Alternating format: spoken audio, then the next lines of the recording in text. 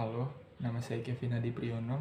Saya berasal dari Universitas Kristen Duta Wacana dengan jurusan manajemen. Kali ini saya akan membawakan materi presentasi mengenai digital marketing sosial media dengan harapan bahwa materi saya bisa berguna bagi pemasaran digital produk UMKM Bapak Ibu Saudara sekalian ke depannya. Terima kasih.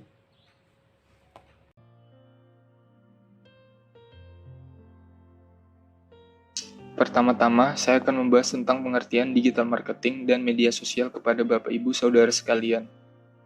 Yang pertama yaitu digital marketing. Digital marketing merupakan istilah umum yang digunakan untuk mencakup berbagai taktik yang dapat digunakan untuk menarik pelanggan atau konsumen dan membuat mereka untuk dapat membeli produk atau layanan yang kita sediakan.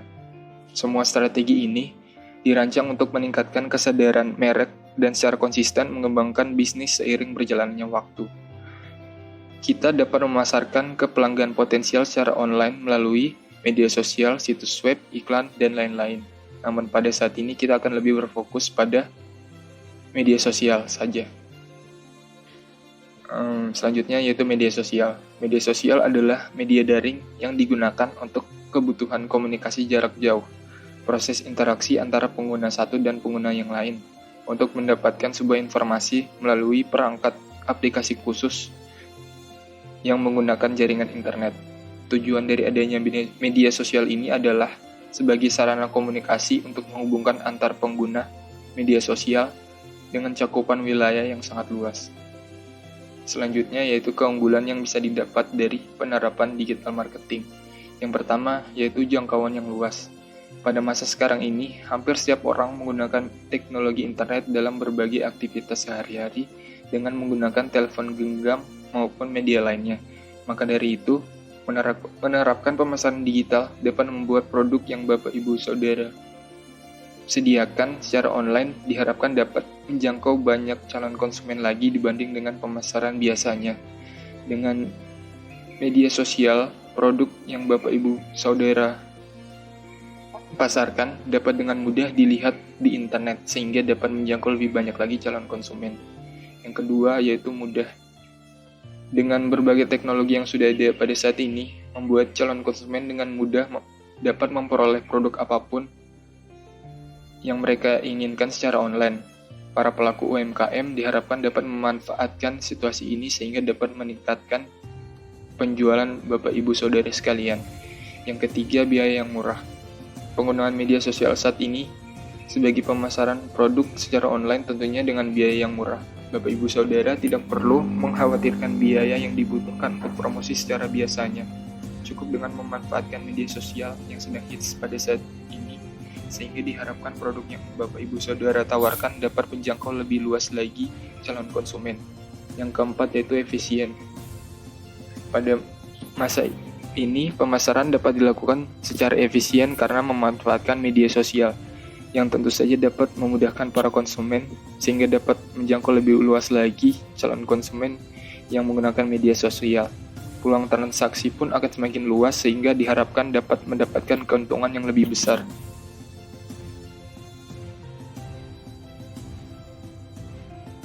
Selanjutnya yaitu beberapa contoh media sosial.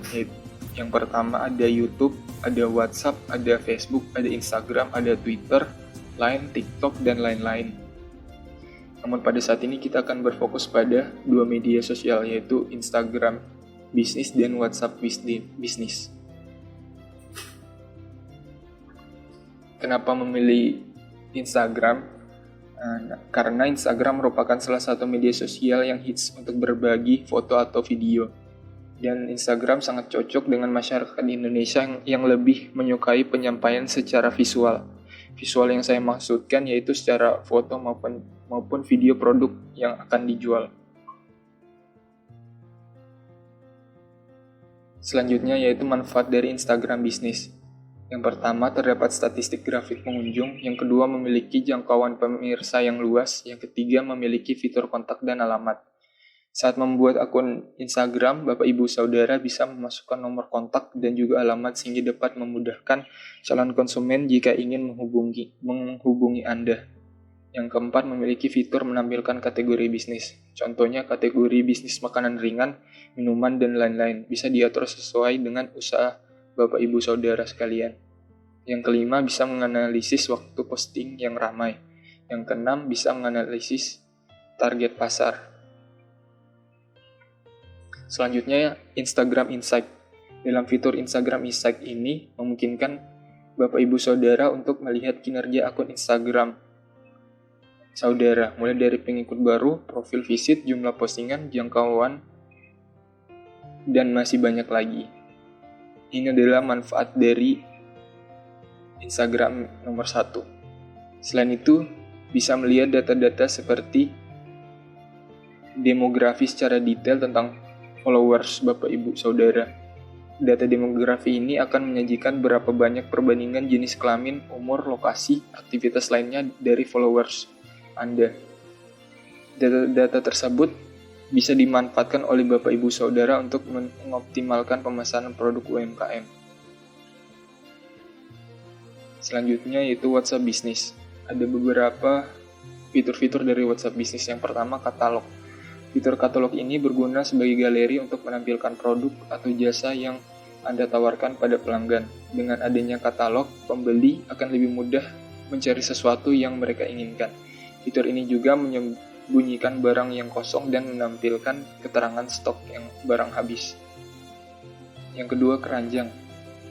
WhatsApp Business memiliki fitur keranjang.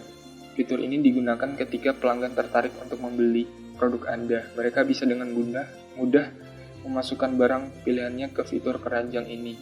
Nantinya sistem keranjang tersebut akan otomatis tersambung ke ruang obrolan pemilik akun bisnis untuk memproses pesanan pembeli. Yang ketiga, label.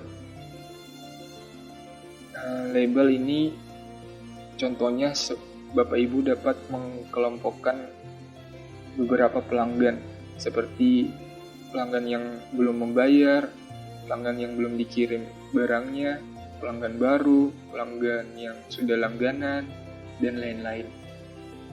Yang keempat, pesan otomatis. Jadi di dalam WhatsApp Business ini terdapat fitur yang bisa membuat Bapak Ibu Saudara tidak capek untuk membalas satu persatu orang yang ingin mendapatkan produk tersebut, yaitu dengan cara membuat pesan otomatis. Yang kelima, profil bisnis. Kegunaan fitur ini adalah untuk mencantumkan informasi penting mengenai bisnis seperti alamat, email, nomor telepon. Dengan begitu, calon pembeli bisa mendapatkan informasi penting mengenai bisnis yang Bapak Ibu Saudara punya. Selanjutnya saya akan menjelaskan mengenai kalimat promosi. Ada beberapa hal yang perlu diperhatikan. Yang pertama, dalam membuat kalimat promosi yaitu memberikan janji keamanan dan kualitas. Yang kedua, memberikan keuntungan bagi konsumen. Yang ketiga, mengandung kata ajakan. Yang keempat, menginformasikan hal-hal baru dan unik. Ini adalah beberapa contoh kalimat promosi. Yang pertama, produk kualitas terbaik plus, yang tentunya nikmat. Di sini tempatnya. Yang kedua, beli 5 gratis 2. Yang ketiga, segera beli produk kami, persediaan terbatas. Yang keempat, segera dapatkan varian rasa dan baru. Selanjutnya, hal-hal yang perlu diperhatikan dalam foto produk UMKM. Yang pertama, memperhatikan cahaya saat memfoto produk makanan. Yang kedua, rapikan posisi makanan dan piring hidangan. Yang ketiga, usahakan masakan masih panas agar tampilan foto makanan lebih menarik. Yang keempat, hindari penggunaan zoom saat memfoto makanan. Sebaiknya dekatkan kamera lalu tinggal difoto saja. Ini adalah beberapa contoh gaya foto produk UMKM. Sisanya saya sudah sediakan di modul.